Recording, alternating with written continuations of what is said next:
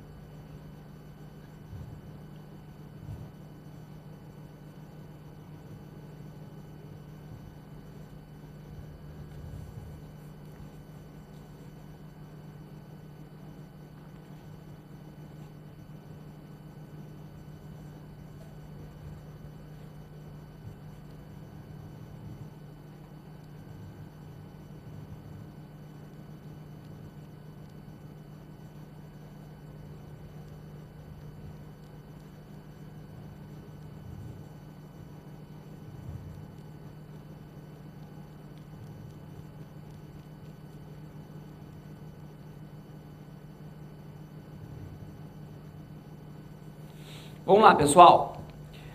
Ao assumir o plantão de emergência às 7 horas, é passado para você o caso de 2 pacientes que internaram durante a noite. Paciente A, passado de AM em uso irregular de nitrato, AS e propranolol. Deu entrada às 2h50 com quadro de hemenopsia à direita e agnosia visual. PA 230 por 120. Tá lá. O que significa isso? Não consegue reconhecer os objetos, está aqui a agnosia visual, não consegue reconhecer as coisas pelo olhar, e hemenopsia à direita. O campo visual à direita dele, desapareceu, não consegue enxergar. É isso que ele tem. Então ele tem um déficit neurológico, né? Paciente B, portador de fibrilação atrial, ICC e hipertensão, em uso de varfarin, INR de 1,9, digoxina, enalapril, furosemida e espironolactona. Deu entrada às 5h40 com quadro de hemiplegia fácil braquiocrural à esquerda. O lado esquerdo dele todo parado, não se move. PA 210 por 110. Antes de avaliá-los, resolveu tomar café e observou uma ambulância trazendo um terceiro paciente com seu familiar. Desistiu do café e foi ver do que se tratava. Paciente C, portador de hipertensão em uso irregular de enalapril e hidroclorotiazida. Relato que a família forneceu ao médico da emergência. Quadro de hemiparesia braquiofacial à direita, disartria com desvio da língua para a direita, afasia de Broca, desvio do olhar conjugado para a esquerda, hemihipoanestesia à direita e a estereognosia, sintomas iniciados a 55 minutos.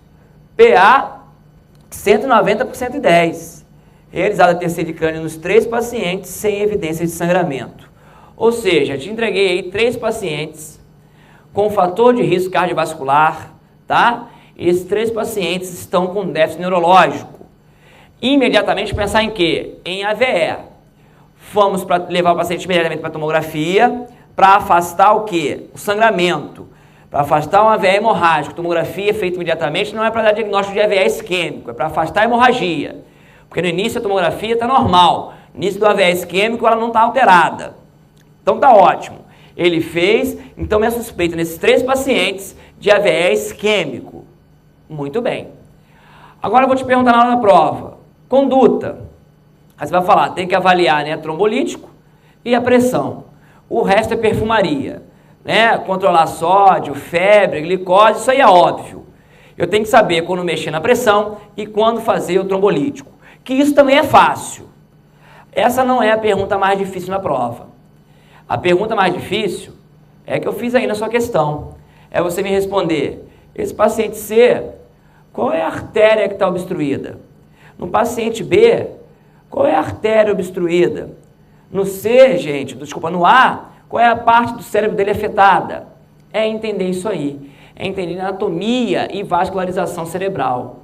Então, antes de começar aqui a falar do AVE mesmo, de como conduzir, que isso é rápido, noções básicas de anatomia neurológica, que é muito útil para a gente. Então, vamos lembrar aqui. Vamos começar pelo cérebro, né? Que é altamente especializado e possui aqui, gente, 4 lobos, tá? O lobo frontal, o lobo parietal, o lobo occipital e o lobo temporal. O que eu tenho que saber objetivamente sobre cada um deles? Começa aí. Função do lobo frontal. Qual é? Você vai marcar, gente, é o lobo do comportamento. Então, quem te dá comportamento correto, social, né? Você está aí em silêncio, não está falando, não está gritando, não está conversando, né? Por que você está assim? Porque o seu lobo frontal te controla.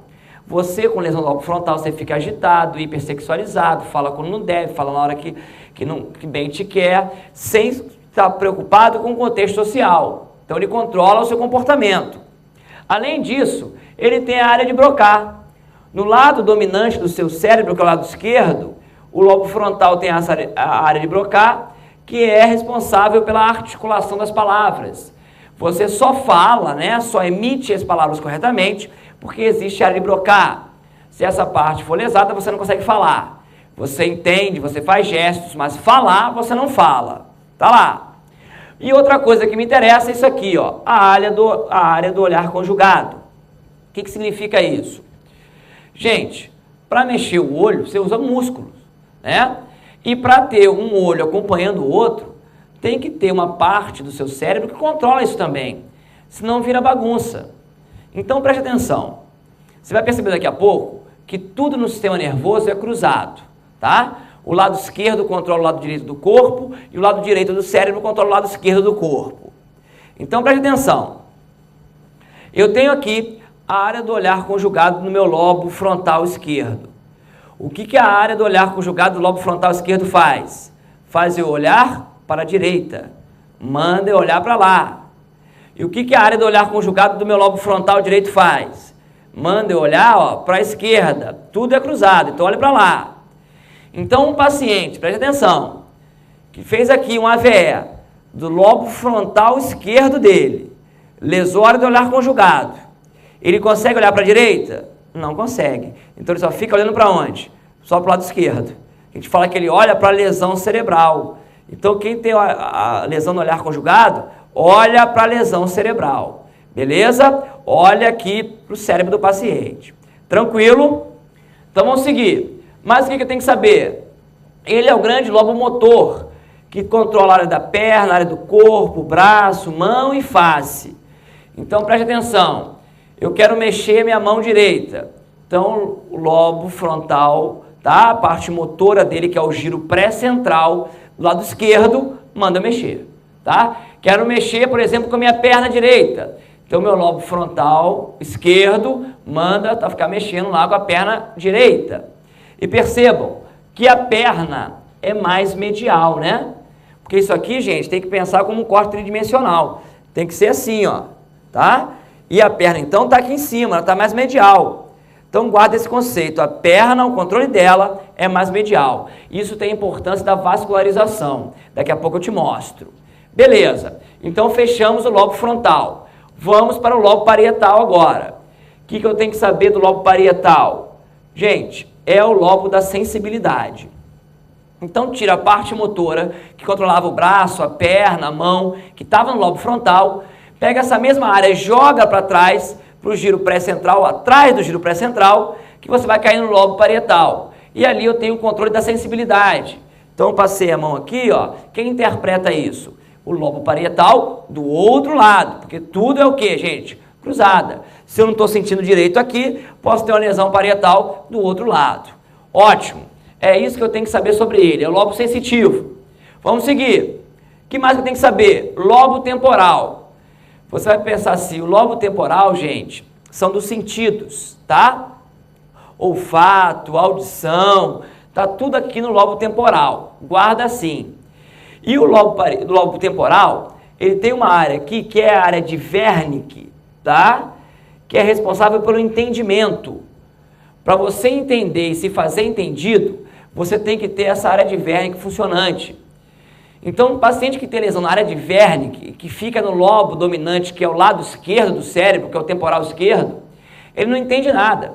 Ele é capaz de articular a palavra, ele é capaz de falar, tá? Mas ele não sabe o que está falando, não entende o que está falando. E nem também entende o que você fala para ele. Então, olha como é que a vida fica, gente. Ele sabe tudo, mas ele não entende o que é passado para ele. Então, como é que ele vai viver assim? Tá? Se lesar essa região, a gente fala que o paciente vai ter a afasia, tá, de Wernicke, ou afasia de entendimento, diferente da área de Broca, que ele não consegue falar, ele entende, mas não articula. Esse aqui fala, mas coisa sem nexo, beleza? E para completar, o lobo occipital, que é o lobo da visão. Então, ó, meu lobo occipital esquerdo enxerga o campo visual direito. E meu lobo occipital direito enxerga o meu campo visual esquerdo, é cruzada. E minha parte dominante do lobo occipital é que é responsável por reconhecimento, né, pela gnosia, gnosia é conhecer. Se eu lesar o lado esquerdo, eu não reconheço mais as coisas, a gnosia visual. Tranquilo? Então essas são as funções. Disso aí tudo, eu tenho que ficar mais preocupado é com a via motora, é com o sistema motor. Porque vira e mexe, ele vai ser, a alteração motora vai ser a principal alteração neurológica focal, tá? De alguma lesão do AVE. Por quê? Porque a via motora é grande, tá? Então preste atenção aqui. Eu quero mexer agora a minha mão direita. Como é que o estímulo vai chegar na minha mão direita? Como é que vai acontecer isso? Olha, fiz um corte coronal aqui do seu cérebro, cortei de frente. E aqui está o lobo frontal, área da perna, braço, vai descendo, não é assim? Vai. Então, gente, vamos lembrar que a parte mais externa do cérebro, que é a parte cinzenta, é o córtex cerebral. Aqui nessa parte estão os neurônios, tá? Os corpos dos neurônios que mandam. Quem manda em você é o córtex. E ele tem que mandar esse estímulo até a sua mão. Então, como é que ele vai fazer isso? Vai mandar prolongamentos. Tá aqui, ó, esses prolongamentos aqui. Os prolongamentos, ou axônios dos neurônios, são envolvidos por bainha de mielina no sistema nervoso central, o que confere a cor branca ao seu encéfalo. Então ele é cinza por fora, que é núcleo, e branco por dentro por causa da fibra. Aí vai. Então aqui eu tenho o famoso sistema piramidal, que é justamente esse neurônio chegando até a medula. Então observem, essa região aqui é a coroa radiada. Ó, observe que vai havendo a confluência dos axônios. Aqui todo mundo se agrupa numa região conhecida como cápsula interna, tá? Então percebam bem uma coisa. Perguntas de cunho prático. Você prefere ter um AVE de 4 centímetros aqui ou de 1 centímetro aqui?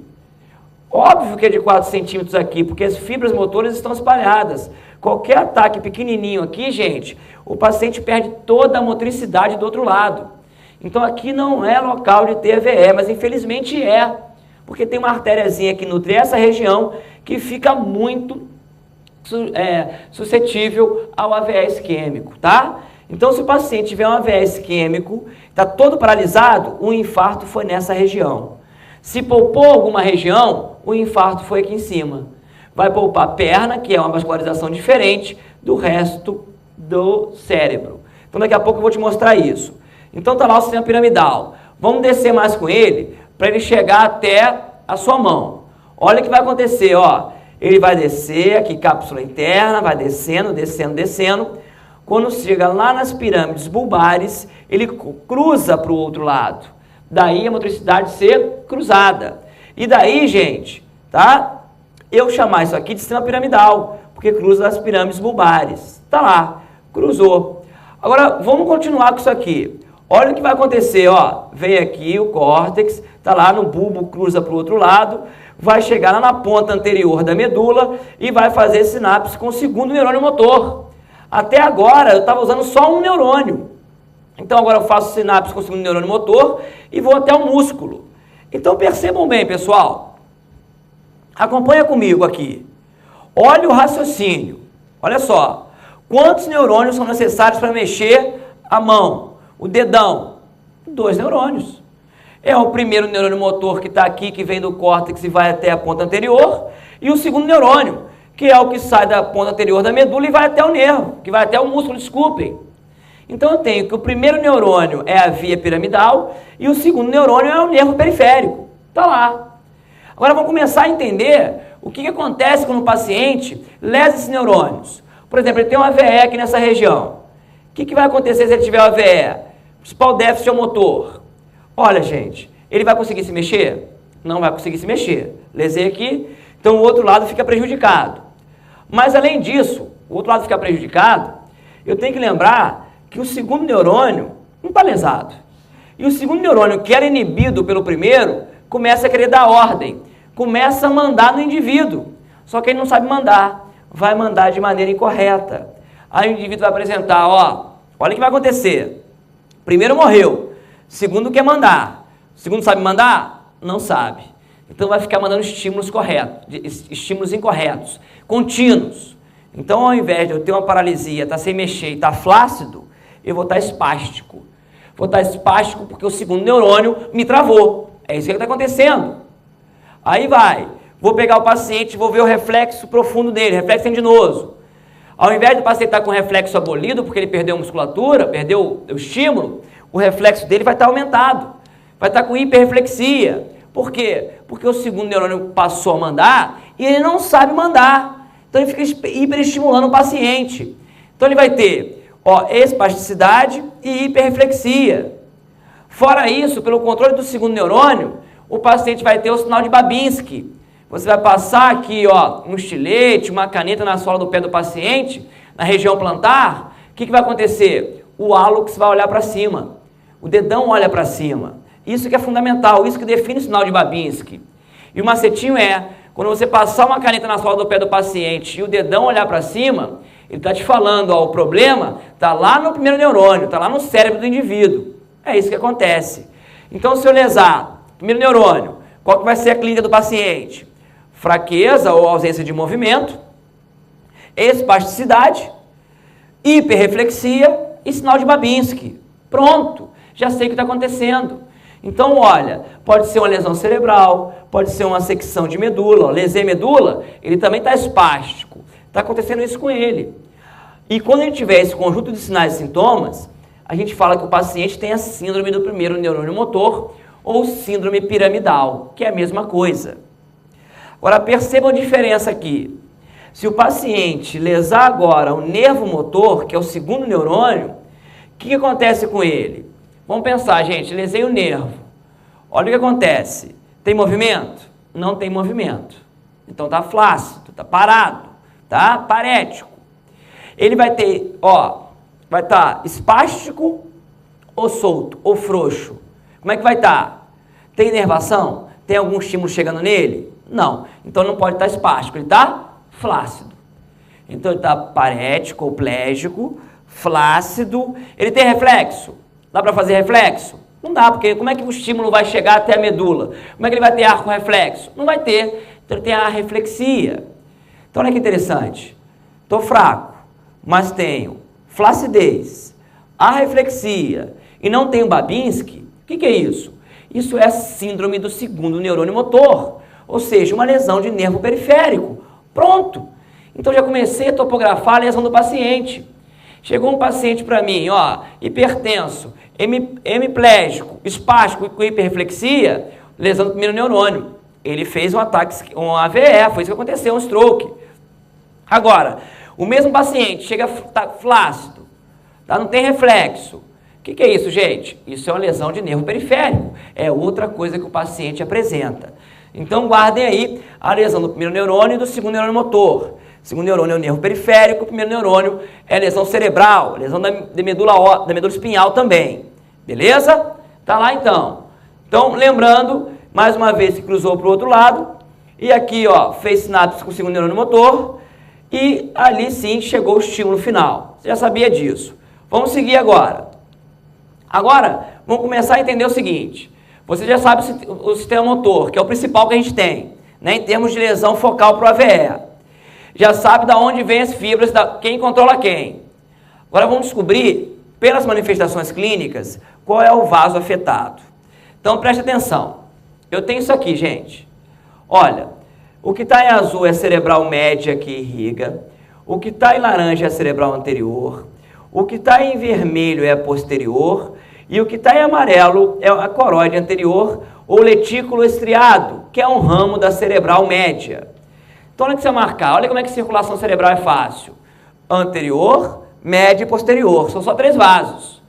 O ramo anterior e médio, né, a cerebral média e a cerebral anterior, vem da carótida. E a cerebral posterior vem da vertebral, tá? Unindo, então, a circulação anterior e a circulação posterior, cervical. Maravilha! Então, preste atenção. Olha só. Lembra que eu falei que a cápsula interna, eu não quero que lese, porque as vias motoras passam todas coladinhas ali? Olha aqui. Olha aqui o ramo penetrante letículo estriado, que é o ramo da cerebral média. Olha onde ele irriga, essa região. E ele é muito envolvido no AVE. E o infarto aqui, o paciente fica hemiplégico totalmente. Rosto, braço e perna, tá, pessoal? Agora olha para cá. Porção medial. Olha quem irriga. Essa região aqui é cerebral anterior. A cor tá ruim, mas aqui é cerebral anterior, aqui é cerebral média e aqui, ó, em rosinha é cerebral posterior. Segue que eu vou chegar aqui. Preste atenção. Olha na visão lateral, onde a cerebral média irriga.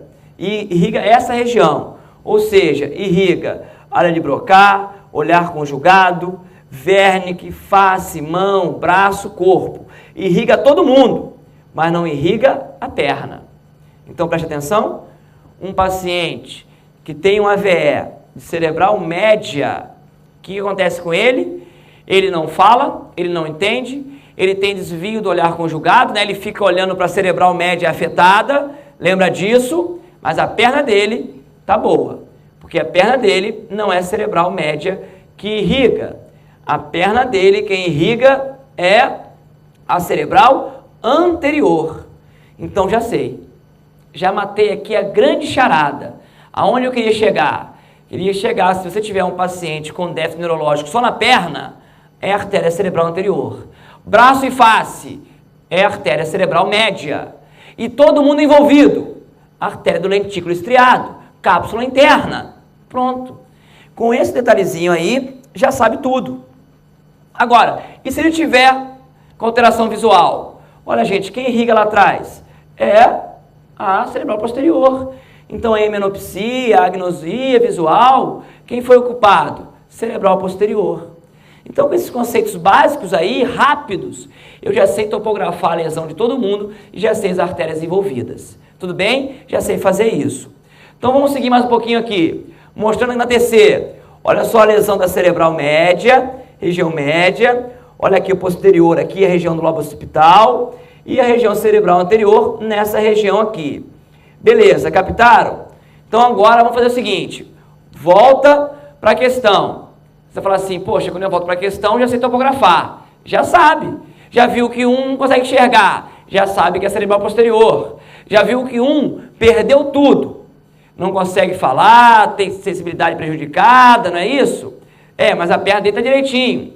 Então já sei que é cerebral média. E o outro perdeu todo o movimento. Face, perna e braço, ou seja, lentículo estriado. Então, quando eu observo rapidamente a questão, já sei tudo o que está acontecendo. Agora, completa isso aí, antes de responder, com o tratamento do AVE isquêmico. Porque topografar eu já sei. Agora, qual vai ser a minha conduta? Primeira coisa, gente, tem 2 tipos de AVEs, né? O AVE isquêmico corresponde a 80% e o AVE hemorrágico. Para a gente agora é o AVE isquêmico mais importante. E ele pode ser embólico em 75% dos casos e trombótico em 25%. Ou seja, um êmbolozinho sai de algum lugar e vai lá para o seu cérebro. Essa é a principal causa. Pode vir de uma carótida, pode vir, por exemplo, do coração. Beleza, aí fez o AVE. Ótimo. O que eu tenho que fazer então? Está lá o paciente com cerebral média envolvida. Já sei que poupou a perna. Conduta. Primeira coisa é TC sem contraste, para afastar a hemorragia. TC com contraste é para doença inflamatória, tá?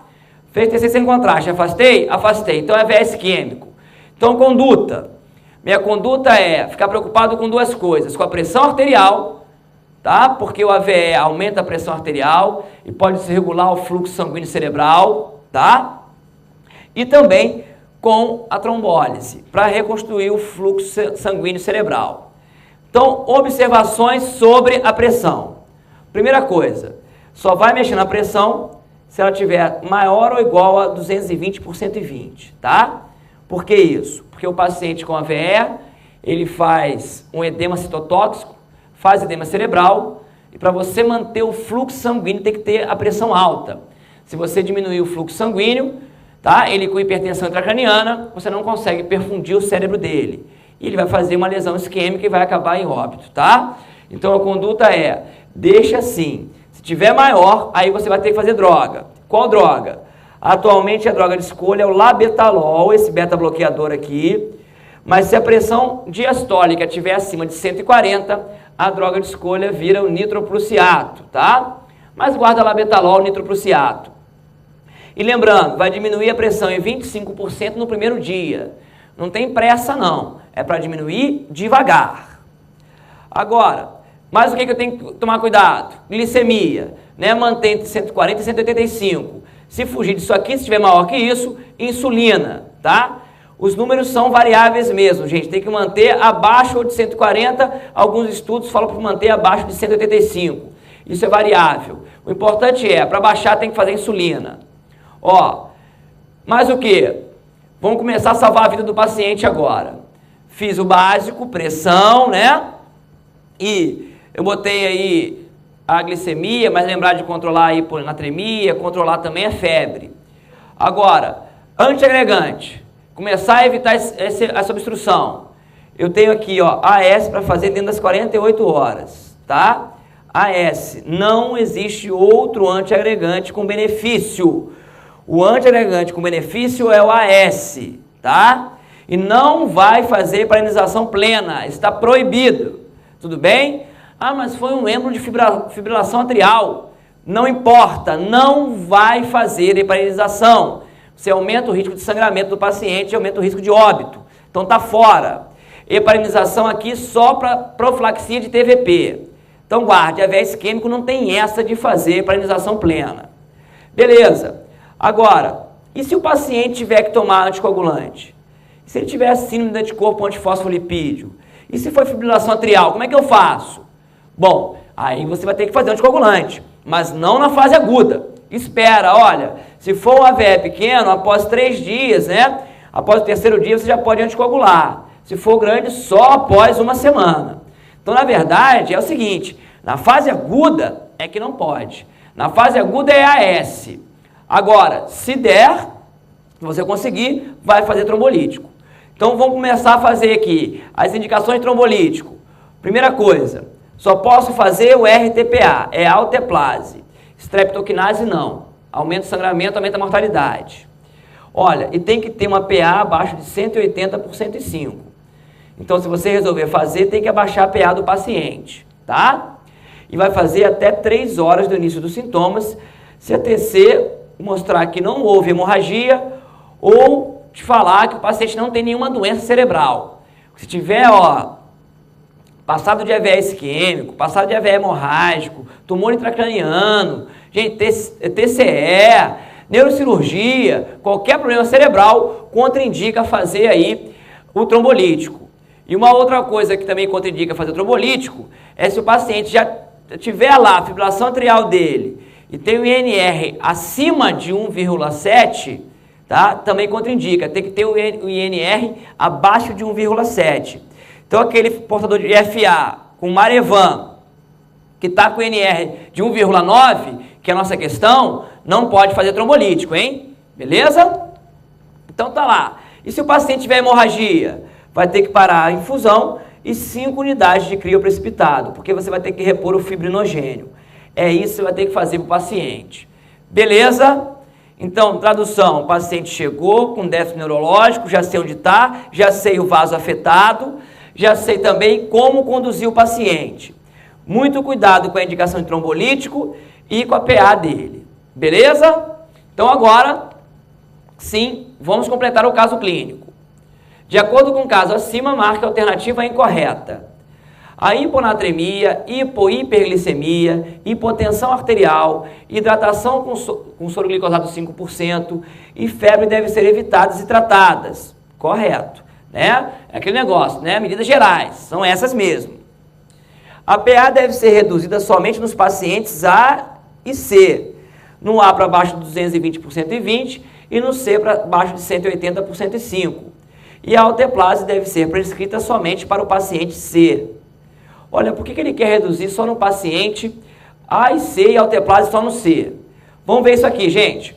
Olha o paciente A. A PA dele, ó, está acima dos valores. Então, ele tem que reduzir a PA. Então, uma conduta é essa. A outra conduta, dá para fazer trombolítico nele? Olha só, chegou 7 da manhã. Desculpa, chegou 2h50 da manhã. São 7 da manhã. Tem mais de 3 horas. Então, contraindica a trombólise. Então, para esse paciente aqui, é só abaixar a PA. Nitroprusiato labetalol. Paciente B. Olha, eu olhei o INR acima de 1,7, já era, não vai fazer trombolítico. Não vai fazer, tá? E outra coisa, ele até tinha ΔT para isso, mas com INR de 1,9 não dá. Então, a PA dele, que está abaixo dos nossos valores de referência, eu não mexo. Então, na verdade, esse paciente aqui eu deixo como ele está, tá? Não vou mexer nele. Beleza? Só vou reverter esses efeitos aqui do anticoagulante. Tranquilo. Paciente C, portador de hipertensão arterial. Olha só, o que ele tem, gente? PA de 190 por 110. Tem que abaixar? Não. Sintomas iniciados a 55 minutos. Opa, menos de 3 horas dá para fazer o quê? A alteplase, dá para fazer o trombolítico. Agora, com essa pressão não dá, né? Então, a PA acima de 180 por 105 é contraindicação relativa. Então, como ele está no ΔT ainda, eu vou, abaixo essa PA dele e faço trombolítico. Essa vai ser minha conduta. Então, volta aqui. Olha, a PA deve ser reduzida somente nos pacientes A e C, correto. Tá? E a alteplase só no paciente C, corretíssimo. Beleza, por causa do ΔT. B, a artéria local comprometida nos pacientes acima são A, cerebral posterior, lobo occipital esquerdo. Gente, vamos olhar aqui. Paciente A, o que ele tem? Ele tem hemenopsia à direita, ou seja, aqui ele não enxerga, então o problema está no lobo occipital esquerdo. E ó, agnosia, não reconhece, quem reconhece é o lobo occipital esquerdo. Então já sei que o problema está no lobo occipital esquerdo, e qual que é o vaso? É a cerebral posterior esquerda. Pronto, é isso que eu sei. Então olha aqui, ó, cerebral posterior, lobo occipital esquerdo, corretíssimo até agora. Letra B, artéria do lentículo estriado, cápsula interna direita. Então, paciente B é isso mesmo? Desculpem, vamos lá. Vê se o paciente é isso mesmo. Aqui, cadê? Hemiplegia fácil braquiocrural. Todo mundo, rosto, braço e perna. Então, quem pega isso? Artéria do lentículo estriado. Corretíssimo. Então, tá lá, gente. Ó, tá fora não, desculpa, tá dentro a letra B. C, ramo superior da cerebral média, lobo frontal e parte anterior do lobo parietal à esquerda. Então, olha para cá. Voltando. Paciente C, hemiparesia brachiofacial. Então, só pode ser cerebral média, tá? Disartria. Não consegue falar porque foi embora a área de Broca, a fazer de Broca. Agora, ele desvia a língua para a direita. Não entendi o desvio da língua. Porque se ele tiver uma lesão à esquerda, hemiparesia à direita. Tudo bem. Estou vendo isso aí. Agora, e o desvio da língua? Não seria que ser, gente, olha só, para a esquerda, que eu fico pensando, se a língua desviou para a direita, porque tudo bem com o lado direito dele. Não. Preste atenção agora. O paciente lesou aqui. Poupei perna, né? O lado esquerdo lesou, mas a face direita para, o braço para e a língua direita para. Se a língua direita para, o músculo da esquerda é que manda. O outro fica quieto. Aí o da esquerda fica dominante, ele cresce em relação ao outro. E se ele cresce em relação ao outro, a tendência é ele fazer curva para a direita, porque é ali que está atrofiado. Então ele desvia a língua para a direita, o que justifica ele não conseguir falar. Correto. Desvio do olhar conjugado para a esquerda. Opa, se eu lesei a esquerda, não olho para a direita. Então eu fico olhando para a lesão. Está corretíssimo isso. Hipoanestesia à direita, já sei, né? Olha, não consigo reconhecer objetos pelo tato, que é a esteroagnosia, e perdi a sensibilidade à direita porque o meu lobo parietal à esquerda foi afetado. E se você lembrar daquela foto, sabe que tudo isso aí quem pega é a cerebral média, tá? Então tá corretíssimo, porque a cerebral média pega também o lobo parietal. Então, já sei o que está acontecendo. Ó, ramo superior da cerebral média, lobo frontal e parte anterior do parietal à esquerda. Lobo frontal para o déficit motor e parte anterior do lobo parietal porque ele está com alteração sensitiva. Corretíssima a letra B. Letra C. Heparinização plena não deve ser feita em nenhum paciente até 72 horas. Corretíssimo. A TC realizada nesse momento irá orientar o uso de anticoagulantes nesses pacientes. O AS pode ser usado nos três pacientes nas primeiras 48 horas, porém deve ser iniciado após 24 horas no paciente C, caso tenha feito uso de alteplase. Gente, corretíssimo. Não vai fazer heparinização, tá? A TC que vai orientar quando anticoagular, se tiver que anticoagular. Porque se sangrar, vai ter que ver aí 30 dias para poder fazer anticoagulação. Se for um AVE pequeno, 3 dias e AVE grande, 7 dias. Tudo bem? Então tá correto. A AS tem que ser utilizado, mas se você fizer o trombolítico, esperar 24 horas para começar o AS, tá? Só começa o AS depois de 24 horas. Então tá correta a letra C. Letra D. Pode haver piora da consciência ou do déficit neurológico na evolução por edema da própria isquemia. Correto? Justificando a hipertensão intracraniana, tá? Citotóxico de 3 a 5 dias. Transformação hemorrágica, pode acontecer isso, 12 a 48 horas após. Distúrbios metabólicos, hiponatremia, e hiperglicemia. Pneumonia, crise convulsiva e até vasoespasmo. 3 a 14 dias depois. Gente, tudo isso aí pode acontecer. Todas essas aí são complicações inerentes de um AVE isquêmico, menos o vasoespasmo. Tá? Vasoespasmo 3 a 14 dias depois, isso aqui ocorre na hemorragia subaracnoide. Esse paciente já tem vasoespasmo, fechou o vaso dele e fecha mais ainda. Isso aqui não é, gente, uma complicação, ou seja, é a ocorrência do que está acontecendo com ele. Isso aqui serve, mais uma vez, para hemorragia subaracnoide. Então está errada a letra D. Letra E. Ataque isquêmico transitório por lesão carotídea poderia ser responsável pelo quadro do paciente C. Tá? Sintomas transitórios com infarto. O uso de AS é recomendado cronicamente e a possibilidade de endarterectomia deve ser levada em conta, caso a lesão carotídea esteja à esquerda com obstrução acima de 70%. Gente, preste atenção. Se por acaso um déficit neurológico recuperar-se em menos de 24 horas, eu não falo que o paciente teve um AVE isquêmico, eu falo que ele teve um ataque isquêmico transitório, que na maioria dos casos reverte em 20 minutos, tá? Então preste atenção. Um ataque isquêmico transitório ele pode ser um preditor que daqui a pouco ele vai fazer um AVE, tá? Na verdade não pode ser, ele é até um preditor para isso. E quando acontecer um ataque isquêmico transitório ou um paciente com o próprio AVE, eu tenho que pesquisar fatores de risco para ele. Por exemplo, fontes emboligênicas, não é a principal causa de AVE isquêmico. Então o que eu tenho que fazer? Ó, Doppler de carótida e vertebrais, tá? Ó, ecocardiograma, tudo isso a gente tem que fazer na pesquisa de um paciente com AVE isquêmico. E se você pegar, o paciente tiver obstrução de mais de 70% de carótida, com sintomas neurológicos condizentes com aquele lado da obstrução, está indicado ainda a arterectomia de carótida. Por exemplo, nosso paciente, ele faz um AVE isquêmico, tá? E fica hemiplégico à direita, ou seja, afetou o lado esquerdo do cérebro dele. Aí eu vou fazer o Doppler de carótida. Se a carótida esquerda, que irriga o lado esquerdo, tiver com mais de 70% de obstrução, ela é condizente com sintomas, porque lesa a esquerda, a manifestação é a direita.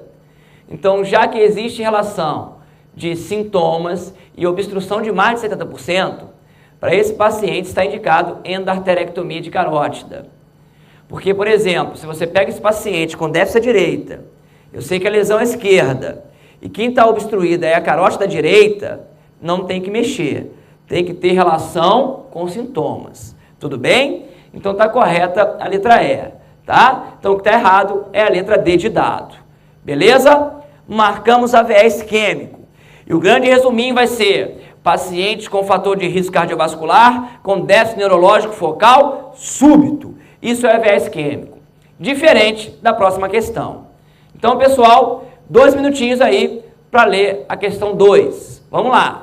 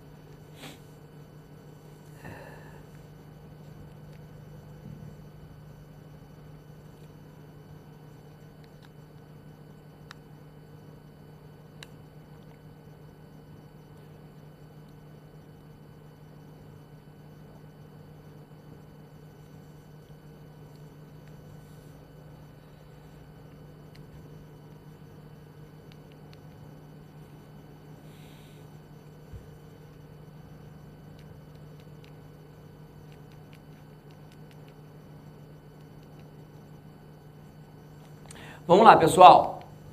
Em relação ao AVE hemorrágico, marque a alternativa incorreta. Quero te dar um macete. AVE isquêmico, déficit neurológico está acabado. AVE hemorrágico é quando o cano, gente, a artéria rompe, tá? Se romper uma artéria de pequeno calibre, a de troca, rompe a artéria dentro do parênquima. Então o paciente faz uma hemorragia intraparenquimatosa. Se romper uma artéria de grande calibre, é aquela que está passando pelo espaço subaracnoide. Então o paciente vai apresentar uma hemorragia subaracnoide. Nas duas situações, tanto quando rompe pequeno ou grande calibre, enche o cérebro, enche o crânio do paciente de sangue. E a gente tem que lembrar que dentro do crânio tem cérebro, tem sangue e líquor. Se algum desses compartimentos aumentar, aumenta a pressão intracraniana. Então, o paciente, quando ele faz um AVE hemorrágico, tá? O que acontece com ele? Que entope o cérebro dele de sangue, enche muito de sangue, ele vai apresentar hipertensão intracraniana, que é que é cefaleia e queda do nível de consciência. Então, a grande diferenciação aí clínica entre o AVE isquêmico e o AVE hemorrágico é que o hemorrágico dá hipertensão intracraniana. Ele se apresenta dessa forma. Então, agora eu já percebi o que está acontecendo aqui. Então vamos discutir isso aqui um pouquinho. Então olha, a hemorragia intraparenquimatosa é mais comum e mais grave, letalidade de 50%. Tá certo, o AVE hemorrágico são dois, hemorragia intraparenquimatosa e hemorragia subaracnoide. E esse aqui é mais comum e mais grave. Beleza. O putame é o local mais acometido, seguindo do tálamo, cerebelo e ponte. Geralmente é consequente a hipertensão, porém pode acontecer em idosos por angiopatia amiloide, muito associada a Alzheimer, ou em jovens por uso de cocaína, malformação vascular e até por sangramento tumoral, metástase de melanoma e câncer de pulmão. Corretíssimo, gente. Então percebam, a hemorragia intraparenquimatosa vai ser a ruptura dos pequenos vasos, que rompe para dentro do cérebro do paciente. E o local mais comum de ruptura é o putâmen. Beleza. O que o paciente vai apresentar? Como uma área foi afetada, uma área sangrou, o paciente vai ter um déficit neurológico focal. Agora, somado a isso, ele tem hipertensão intracraniana. Então, o AVE hemorrágico intraparenquimatoso, como é que eu identifico ele? Cefaleia, que é do nível de consciência, e déficit neurológico focal. Já separei do AVE isquêmico, que é só déficit neurológico focal. É isso que vai acontecer. E a causa mais comum, disparada na frente, dos casos de AVE hemorrágico intraparenquimatoso, é a hipertensão intracraniana. Desculpa, é a hipertensão arterial sistêmica. Opa! E aí tem o seguinte, se não for hipertenso, qual vai ser a causa? Aí depende. Se for jovem, malformação, cocaína, e se for idoso, angiopatia amiloide, tá? Muito comum no paciente que tem Alzheimer. Então tá lá, matamos isso aí. Beleza, correta, afirmativa A. B. O tratamento deve incluir a proteção de vias aéreas, rebaixamento do nível de consciência, internação em terapia intensiva, uso de manitol e hiperventilação se hipertensão intracraniana. Cabeceira elevada e correção da PA se maior ou igual a 180/105. Gente, para aí. Até esse momento está tudo certo, porque o paciente vai ter o quê? Hipertensão intracraniana. E como ele tem hipertensão intracraniana, não posso ficar deixando a pressão ficar muito alta, né? Ainda mais que ele sangrou. Ainda mais que tem sangramento. Quanto maior a pressão dele, mais ele vai sangrar. Então aqui eu sou menos tolerante, a pressão tem que estar abaixo de 180/105, tá? No AVS químico, 220/120, né? Lembra lá. O uso de anticoagulantes antiplaquetários deve ser descontinuado e os efeitos anticoagulantes revertidos. Correto, né? Sangrou, está tomando anticoagulante, vamos reverter. Corretíssimo, letra B. Letra C. O local mais comum de rompimento de aneurisma é a artéria comunicante anterior. A faixa etária mais comum é dos 35 a 55 anos. O quadro inicia com cefaleia súbita e de forte intensidade, a pior da vida, podendo levar à perda de consciência. Rigidez de nuca pode aparecer no segundo dia, geralmente não há déficit neurológico. O diagnóstico é feito por TC ou punção licórica, se TC for negativa. Gente, está correto isso aí. Acompanha comigo. Quando rompeu o pequeno vaso, entra parenquimatoso. Mas quando rompeu o grande vaso, né, que está passando pelo espaço subaracnoide, ele vai fazer hemorragia subaracnoide. E o que mais rompe esse vaso são os aneurismas. Os aneurismas do polígono de Willis, principalmente da comunicante anterior. Isso está correto. E quando ele romper naquele espaço, gente, é um grande vaso, que libera grande quantidade de sangue. Então a pressão intracraniana sobe muito. Então ele vai ter dor, a pior dor de cabeça da vida dele, ele vai desmaiar, tá? E aí o sangue no meio, circulando no líquor, no espaço subaracnoide, irrita a meninge. Então o paciente pode fazer rigidez de nuca. Existem duas situações neurológicas para você pensar com rigidez de nuca. Uma é meningite e a outra é hemorragia subaracnoide. Se tiver febre, rigidez de nuca, é meningite. Se tiver só rigidez de nuca e cefaleia, que é do nível de consciência, vai ser a hemorragia subaracnoide. Tá corretíssimo isso aí. Eu vou fazer a TC para ver se tem sangue. Se a TC não achar, eu faço a punção lombar, que vai ver sangue no líquor. Tá correta a letra C, então. Letra D. As complicações da hemorragia subaracnoide podem surgir por ressangramento, tá? 20% dos pacientes na primeira semana, vasoespasmo, 20 a 30% dos casos entre 3 e 14 dias, levando ao surgimento de déficit neurológico, isquemia e infarto. Hidrocefalia e até hiponatremia também pode ocorrer. Isso aí, gente, está completíssimo. Então, preste atenção. Por que pode complicar? Pode ressangrar, tá? O sangue perto desses vasos pode levar ao vasoespasmo. Aqui ocorre o vasoespasmo mesmo. E quando tiver vasoespasmo, aí não chega sangue. Então eu posso complicar com AVS isquêmico sobreposto. Pode, porque vai ter isquemia e lesão focal. Isso pode acontecer, tá? E hidrocefalia. O sangue entre, né, ali no líquor, entre as meninges, pode obstruir o fluxo licórico, posso obstruir a reabsorção licórica, então só leva líquor e não consigo absorver. Cai líquor, não absorvo, cai líquor, não absorvo, hidrocefalia. É uma outra complicação. Certíssimo. E hiponatremia também está certa. Beleza. Letra E. Nos primeiros 3 dias, com Hunt-Hess abaixo de 3, realizamos a arteriografia cerebral na tentativa de clampeamento. Preste atenção. Se o paciente tiver uma hemorragia subaracnoide e tiver bom nível de consciência, tiver vigil, isso significa Hunt-Hess abaixo de 3, tá? Porque até 2 ele está vigil, a conduta vai ser intervenção precoce, arteriografia, achar o local e clampear esse aneurisma, tá? Ou posso fazer isso também por procedimento endovascular, sem problema. Tá certíssimo, tá? Se o paciente tiver queda do nível de consciência, você não mexe no paciente agora. Só vai mexer nesse paciente depois de 14 dias. Porque se mexer nele agora, ele tem grande risco de vasoespasmo. E aí você complica ele. Então, sem queda do nível de consciência, a intervenção é precoce. Com queda de nível de consciência, a intervenção é tardia, depois de 2 semanas. É assim que você vai fazer. Beleza? Marca isso aí. Agora vamos seguir. Sem o clampeamento, A PA sistólica deve estar entre 140 e 150 para evitar ressangramento. Exatamente, gente. Eu tenho que abaixar a pressão do paciente, porque senão vai ficar sangrando ali. Mas eu não posso abaixar muito, porque se eu abaixar muito ele faz espasmo. Então eu fico naquela luta, não clampeou, ó, é entre 140 e 150, tem que ficar ali. Porque se crescer muito, sangra, e se abaixar muito faz espasmo. Beleza. A nimodipina deve ser prescrita a 60 mg EV de 4 em 4 horas. Gente, a grande indicação da nimodipina é a hemorragia subaracnoide, tá? É a grande indicação dela. Fora isso, não vejo outra indicação para nimodipina. Ah, fiz AVE isquêmico, faz nimodipina. Tá errado, não tem que fazer, não tem benefício. Agora vai, a nimodipina que tem efeito, que tem benefício, que diminui mortalidade, é a nimodipina oral. A endovenosa aumenta a mortalidade.